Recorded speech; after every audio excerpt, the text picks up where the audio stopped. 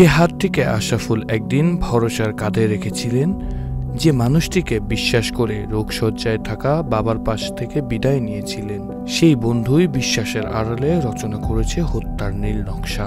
আর তারই পরিণতিতে ২৬ টুকরায় উদ্ধার হয় আশরাফুলের মরদেহ। ৩ দিন আগে প্রয়োজনে নয়, বিশ্বাসের ভর করেই ঢাকায় পথে রওনা হয়েছিল আশরাফুল হক। তবে জানতেন না তার বন্ধুই ব্ল্যাকমেইল করে ১০ লাখ টাকা আদায়ে এত আয়োজন করেছিলেন।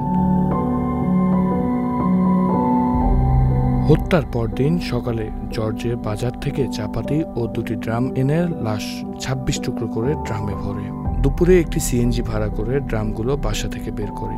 এরপর মাঝপথে সিএনজি পরিবর্তন করে হাইকোর্টের মাজার গেটের কাছে পৌঁছায়। আইন শৃঙ্খলা তৎপরতা দেখে তারা ড্রামের ২টি সড়কের পাশে গাছতলায় ফেলে দ্রুত অটোযোগে সায়েদাবাদ পালিয়ে যায়।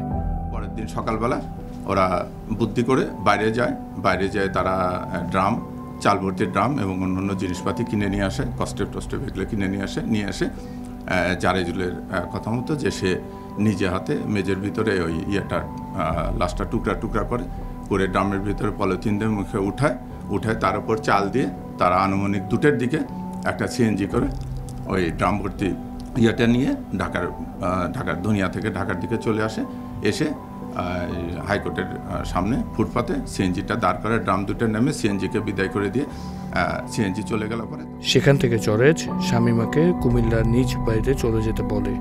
এরপর দুজনের যোগাযোগ বিচ্ছিন্ন হয়ে যায়। যেহেতু বাই দিস টাইমে সবাই সিম চেঞ্জ করে ফেলেছে, তারা আর এটা পারে না। তখন জারেজুল বুদ্ধি করে, জারেজুলের পূর্ব পরিচিত একজন ভদ্রলোক ছিল, ওনার সঙ্গে অনেক আগে পরিচয়, দাউদকান্দির মান্নান। এই মান্নানের বাড়িতে যে জারেজুল ওঠে। তবে এই নৃশংস হত্যাকাণ্ডের পেছনে পূর্বশত্রুতা আছে কিনা তা মূল আসামি জর্জকে জিজ্ঞাসাবাদে বেরিয়ে আসবে বলে জানায় DB police. Muntasir Mamun, channel S, Dhaka.